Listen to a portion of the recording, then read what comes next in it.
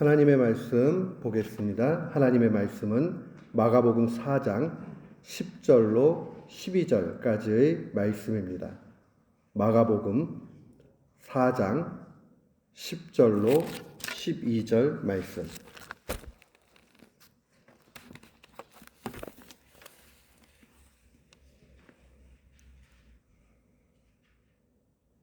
우리 같은 마음으로 봉독토록 합니다. 예수께서 홀로 계실 때에 함께한 사람들이 12 제자와 더불어 그 비유에 대하여 물으니 이르시되 하나님의 나라의 비밀을 너희에게는 주어졌으나 외인에게는 모든 것을 비유로 하나니 이는 그들로 보기는 보아도 알지 못하며 듣기는 들어도 깨닫지 못하게 하려 하여 돌이켜 죄사함을 얻지 못하게 하려 함이라 하시고. 아멘. 저는 오늘 본문 말씀을 통해서 진리로 가는 길이라는 제목으로 주의 말씀을 선포하도록 하겠습니다. 우리가 이해하기 어렵거나 표현하기 까다로운 그러한 내용들이 있으면 비유로 이야기를 합니다. 이 비유라는 것은 아주 이 추상적인 것을 구체적으로 깨닫게 해주는데 효과적입니다. 그래서 모든 문학 양식에 비유는 있습니다. 비유를 사용하지 않고 뭘 설명하려고 그러면 길어지고 잘 와닿지 않지만 비유로 얘기해주면 금세 이해가 가고 풍성해지는 것을 봅니다. 예컨대 어떤 사람이 지혜가 뭡니까? 라고 이야기하면 지혜? 그럼 알기는 아는데 설명해 주는 게 쉽지가 않아요. 근데 비유로 지혜는 물과 같습니다. 그러면 좀 와닿는 게 있어요. 자, 물이라는 것은 생명을 공급해 주죠. 그러니까 지혜는 살아가는 데에 생명을 공급해 주는 그러한 양분이 된다. 이렇게 느껴지기도 하고, 물은 흐른다는 걸 알고 있기 때문에 흐르는 물은 썩지 않아요. 그런 것처럼 아무리 우리가 나이를 먹고 몸은 약해지지요. 그러나 노인의 지혜는 가벼운 이야기가 아닙니다. 노인이 되면 될수록 어떤 면에서는 지혜가 깊어지는 것을 보게 됩니다. 그래서 물과 같다. 또 어떨 때는 이 물이라는 것은 아주 갈증이 날 때 물 조금만 마시면 갈증이 해소가 돼요. 그런 걸 보면 문제가 있을 때 지혜라는 것은 해결해 주는 길이 되는구나 라는 것을 깨닫게 됩니다. 물 같다는 이 표현 속에서 많은 것을 담아서 우리는 생각할 수 있습니다. 예수님께서도 그래서 이 진리를 알려주실 때에 사람들에게 비유로 설교해 주셨습니다. 성경 복음서에는 비유의 말씀이 참 많이 있어요. 비유라는 것은 쉽게 이해할 수 있도록 알려주는 좋은 도구가 됩니다.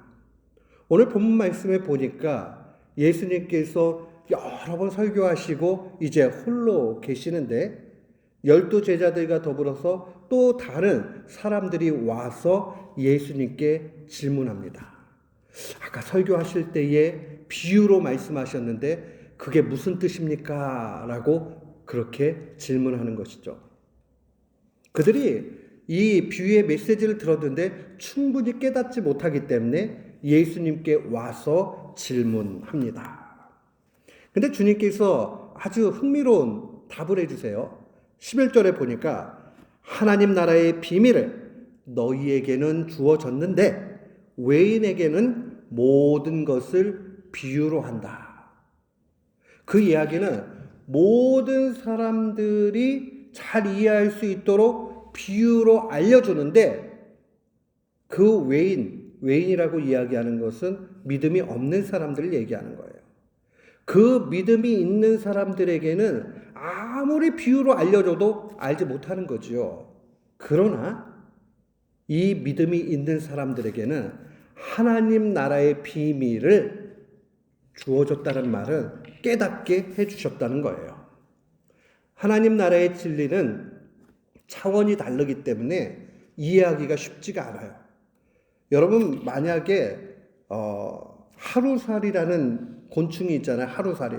그게 왜 하루살이냐?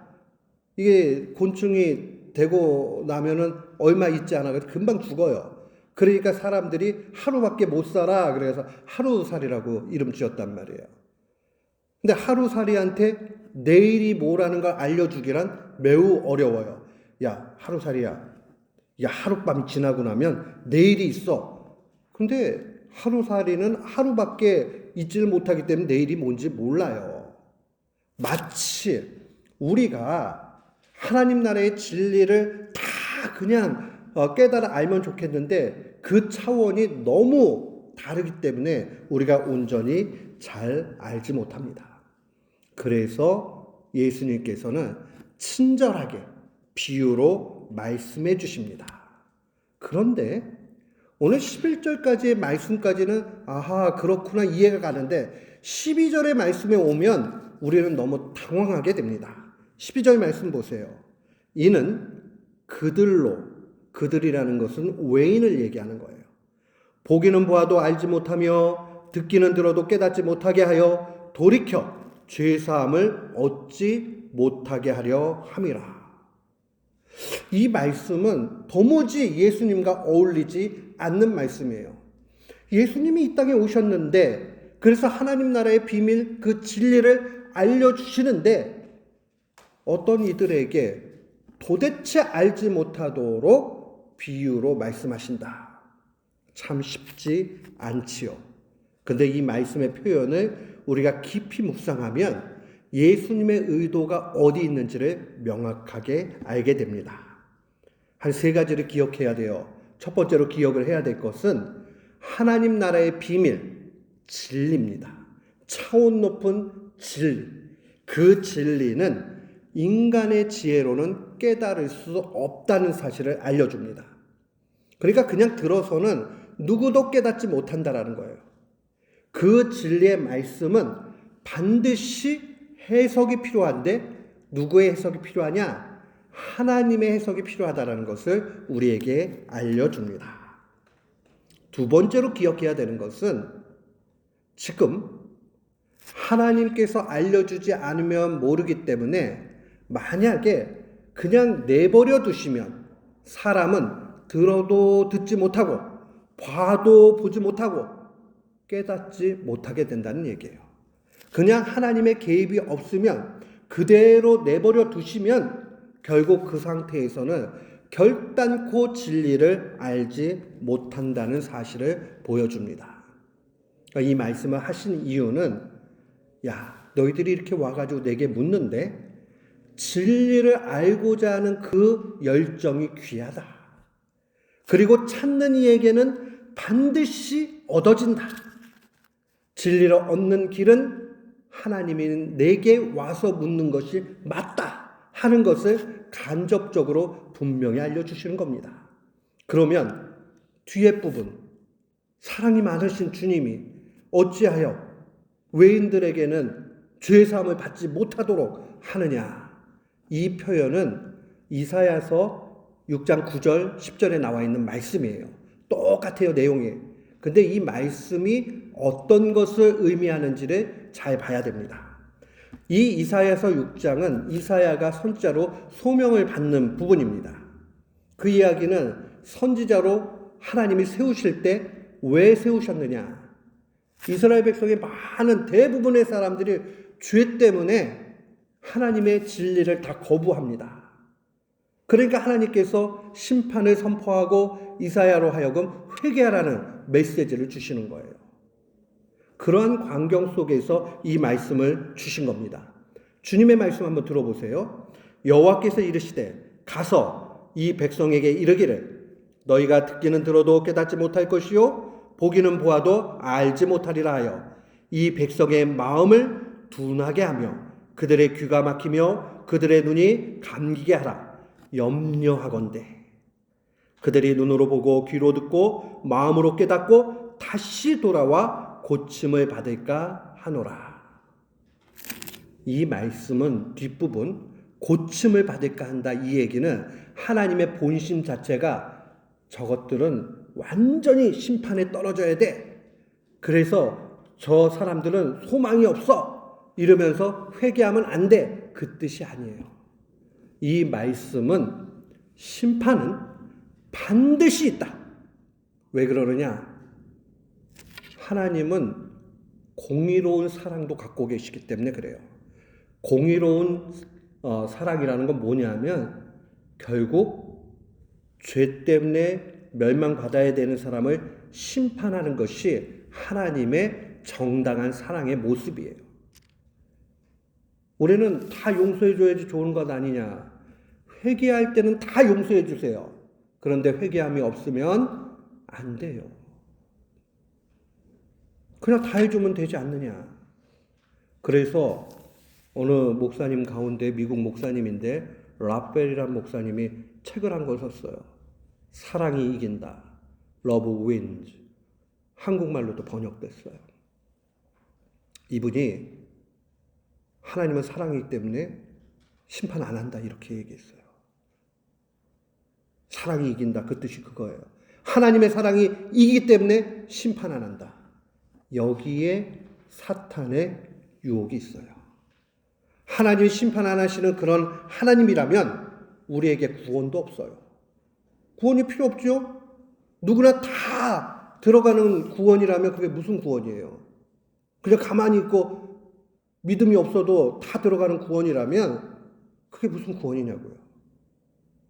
사탄은 미혹해요. 그 젊은 목회자의 마음을 거짓으로 인도해가지고 그 라벨이라는 목사님이 아주 복음적인 목사님이셨어요. 목회도 엄청 잘했습니다. 그런데 이분이 그만 그런 잘못에 빠지고 맙니다. 우리는 종종 이런 사탄의 유혹을 받을 때가 있습니다.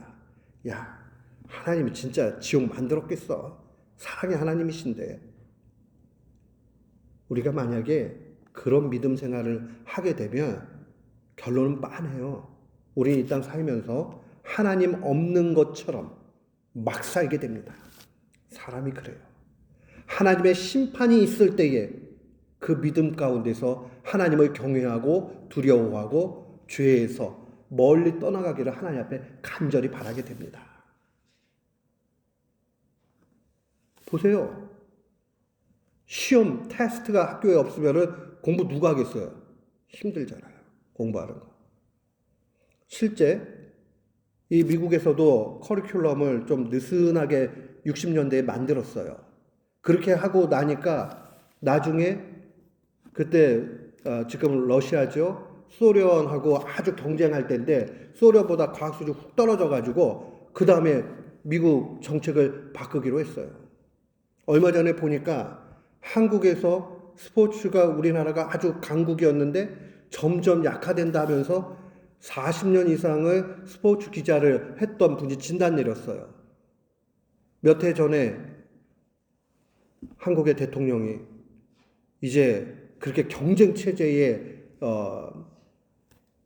스포츠는 학원 스포츠는 필요 없다.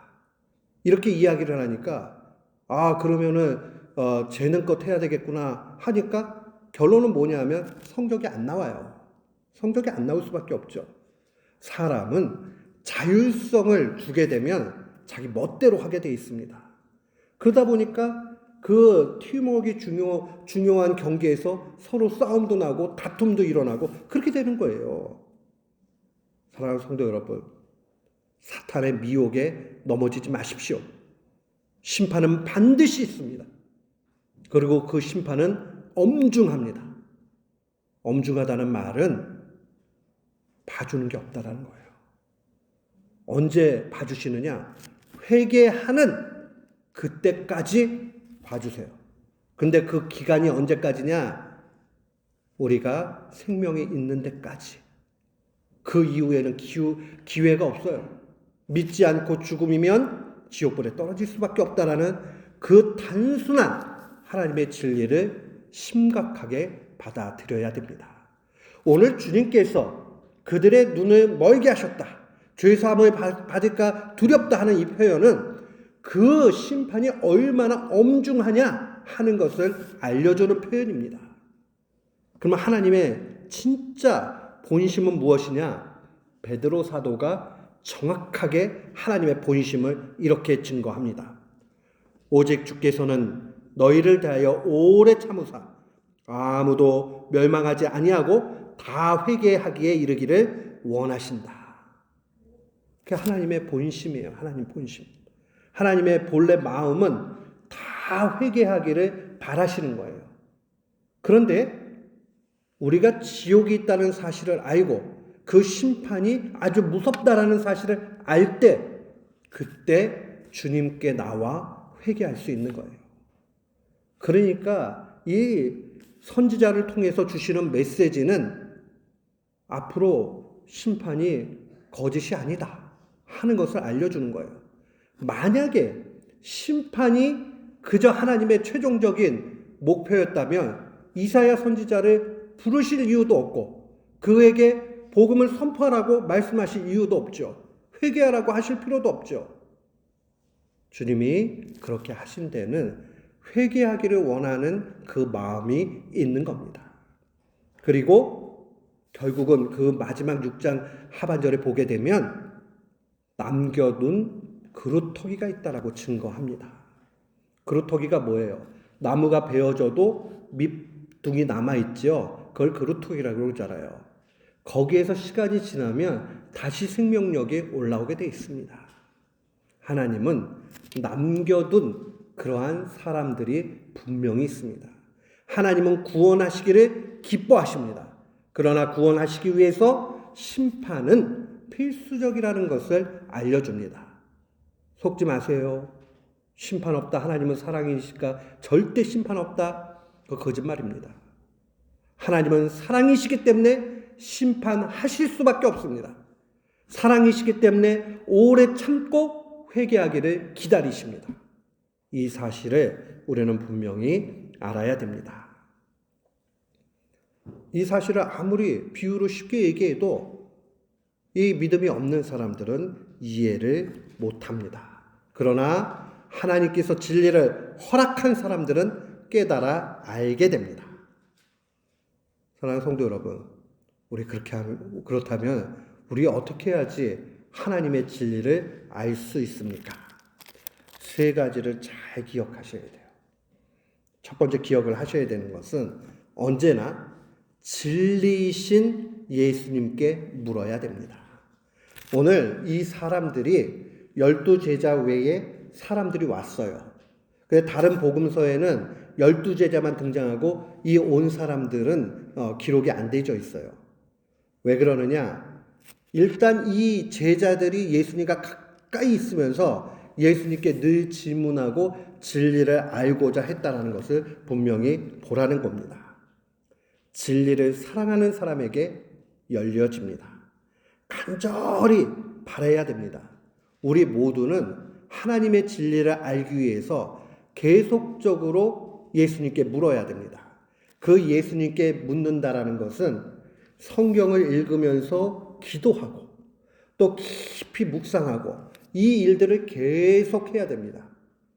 묵상이라는 말은 이 소가 되새김질한다 그런 뜻을 가지고 있어요. 소는 음식물을 한번 먹고 위에 가지고 있다가 다시 올려가지고 다시 씹고 그러잖아요. 그걸 되새김질이라고 한국말로 이야기하잖아요. 왜 하나님이 그렇게 만드셨잖아요. 묵상이 그런 거예요. 하나님의 말씀 한 번 듣고 끝나면 그게 내 것이 되느냐, 다 이해가 가느냐, 그렇지 않아요. 하나님의 말씀은 곱씹고 자꾸 그렇게 묵상을 하다 보면 아주 새로운 차원들이 계속 열리는 것을 보게 됩니다. 주님은 하나님을 가까이 하는 사람에게 진리를 보이십니다.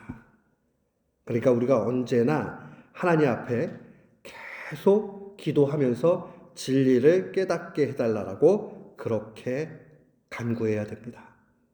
그러니까 성경을 읽는 것뿐만이 아니라 읽고 기도해야 됩니다.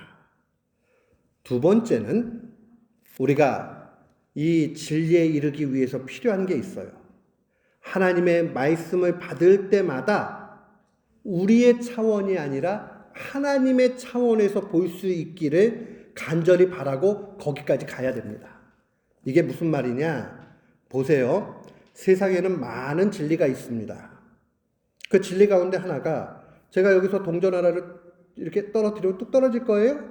왜냐하면 이 중력이라는 게 있으니까 지구가 끌어다니는 힘이 있으니까 뚝 떨어지죠? 그건 자연과학의 진리예요. 그죠? 또, 착한 일을 하는 사람이 그래도 나중에 행복하더라. 이런 거는 과학적으로는 이렇게 증명하기는 어려워요. 그러나 경험과 그런 상황들을 보면서 데이터를 통해 가지고 어느 정도 증명이 돼요. 그런 것은 철학적인 진리가 있다. 이렇게 이야기를 해요. 그런데 자연과학 넘어 있는 철학보다도 더 높은 차원이 뭐냐? 하나님의 진리예요. 기독교 신앙의 진리라고요.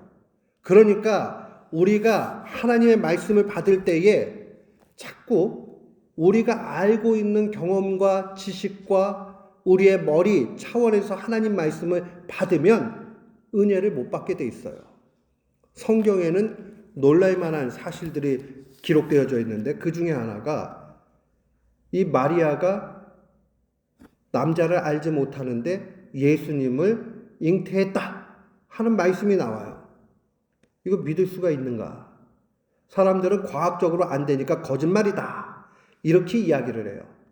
조금 철학적인 사람들은 그거 뭐 과학적인 건 잘 모르겠고 그냥 위대한 인물로 그렇게 각색하기 위해서 만든 거니까 그냥 교훈적으로 그렇게 여겨주면은 은혜가 되지 않느냐? 이렇게 얘기를 해요. 그런데 하나님 차원에서 보게 되면 딱 떨어져요. 어떻게 해요? 우리가 죄 지어서 하나님과 원수 됐어요. 그러니까 천국 못 가요. 그러니까 이 중간에 떨어진 것을 누군가는 중보자, 가운데 미디에이터가 돼가지고 막아줘야 돼요. 건널 수 있는 브릿지, 다리가 돼주셔야 돼요. 그런데 우리는 죄이니까 하나님같이 될 수가 없어요. 그런데 하나님은 인간같이 낮아지실 수 있어요. 그러니 하나님이신 예수님이 이 땅에 오신 것이 당연하지요.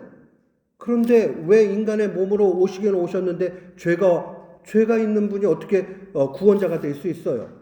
그러니까 자연적인 출생의 방식으로는 오지 못하시는 거죠. 그러니까 성령으로 잉태해가지고 오시는 게 당연하죠. 사랑하는 성도 여러분, 믿음의 진리 차원에서 보게 되면 아주 믿음의 과학적인 표현입니다. 그리고 진리입니다. 그러니까 믿어지는 거예요. 그거를 뭐 더 설명할 필요가 없는 거죠. 우리는 언제나 하나님의 진리를 받을 때에 하나님의 그 높은 차원에 있는 것을 먼저 봐야 됩니다. 내 머리로 당장 이해가 안 가도 그 높은 차원에서 보게 되면 이해가 갑니다. 그리고 이해가 안 갈 때 주님 앞에 내 머리로 이해하지 않고 믿음으로 이해하게 해달라고 간구하면 어느 순간 성령님이 깨닫게 해주시는 것을 경험하게 됩니다. 그 성령님의 경험하심을 통해서, 그 역사의 경험을 통해서 우리는 하나님 차원의 해석을 하게 됩니다. 그런데 또한 우리에게 필요한 것이 있어요. 마지막 세 번째로 필요한 것은 겸손의 모습이에요. 겸손의 모습은 앞에 두 가지를 다 합친 모습입니다. 겸손은 하나님을 철저하게 의지하는 사람이에요. 성경에 겸손한 사람의 참된 모습은 무엇이냐? 주님이 이 땅 계실 때 내가 온유하고 겸손하니 주님을 따르고 본받고 그렇게 가라 말씀하셨어요. 주님이 뭐 하셔가지고 겸손했나 봤더니 이 땅에 계시면서 언제나 기도하셨다고요. 기도하셨다. 하나님이시기 때문에 당신 뜻대로 다 하실 수 있는데 그렇게 안 하시고 꼭 아버지의 뜻을 물으셨단 말이에요. 이게 우리에게 필요합니다. 마태복음 11장에 보면 주님은 이렇게 친히 말씀하셨어요. 예수님의 말씀입니다. 지혜롭고 슬기로운 자들에게는 숨기시고 어린 아이들에게는 나타내심을 감사하나이다. 주님이 기도하시면서 참된 진리를 세상의 지혜자들에게는 감추고 오히려 어린아이같이 순전하고 하나님만을 그저 바라보는, 그래서 다른 의심이 없는 이들에게 나타내심을 감사한다 말씀해 주셨습니다. 우리는 이 감사가 필요합니다. 세상의 지혜로 아는 것 아닙니다. 더욱 감사한 것은 구약의 선지자들보다 우리가 더 많이 합니다.